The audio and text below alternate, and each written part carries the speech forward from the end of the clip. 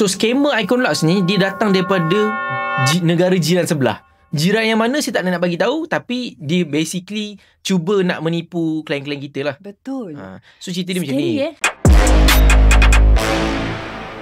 Hari tu kita orang, saya, Rabi, business partner saya 2 orang, manager kita 2 orang pergi ke kelas, ada dekat Cerasa kita punya kelas. Tiba-tiba one of our sales team WhatsApp kita bagi tahu yang team. Dia cakap kenapa murah sangat yes. betul. Dia cakap, team, betul ke kita ada bagi diskaun sampai 50% untuk Birkin ni? Sebab harga Birkin tu 53,000, tapi jual dekat website, memang website sebiji website 30,000. 30,000. So aku macam aku bengang lah. Gila. Saya memang bengang gila. Saya macam aku nak mengamuk lah dekat team operation. Aku cakap apa silap sampai bengong sangat ni kan. Lepas tu bila sebelum saya nak mengamuk tu, saya zoom in, saya cakap ini macam bukan style aku. Ni macam gambar ni dah distorted, macam pecah. Jom, korang kalau nak shopping ataupun jual handbag dan juga Rolex, klik link dekat bio. Jangan lupa follow. Saya scroll bawah sikit, saya tengok Icon Lux. Tapi cakap Icon-Lux. Lepas tu dia ada screenshot sebenarnya dengan website punya nama. So kita tengok website. Tengok website icon-lux.com. So aku cakap aku punya ke? Kita ada MY. Lepas tu saya macam fikir, ni mungkin team marketers aku nak buat baru ke apa. Macam aku tak recall pun aku suruh buat domain baru nak kena bayar ke kan. Aku tak ada recall pun aku ada proof payment. So saya jadi pelik. Saya cakap apa ni? Saya nak bagi tahu korang, normal orang berlakon jadi Icon Lux.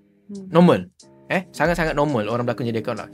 Yang tak normal adalah dia create website exactly 80 to 90% sama macam Icon Lux punya.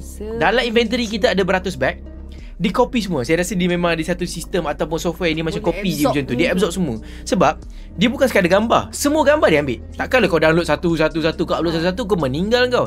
Dia download setiap satu gambar, dia upload setiap satu gambar, description, harga, semua dia follow.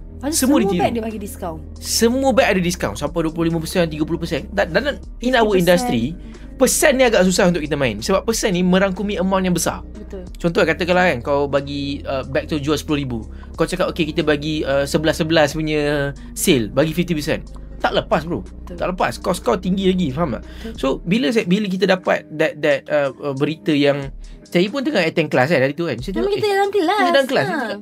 Ini bukan website kita. So saya pelik. So team kita orang terus keluar pergi cek balik, cek IP lah apa benda semua, cek ni. Katanya dia dekat negara jiran sebelah. Wallahu a'lam lah, mungkin dia pakai VPN lain ke, dia tukar IP address ke, tak tahu macam mana. So adalah team kita orang cuba nak membeli pada dia.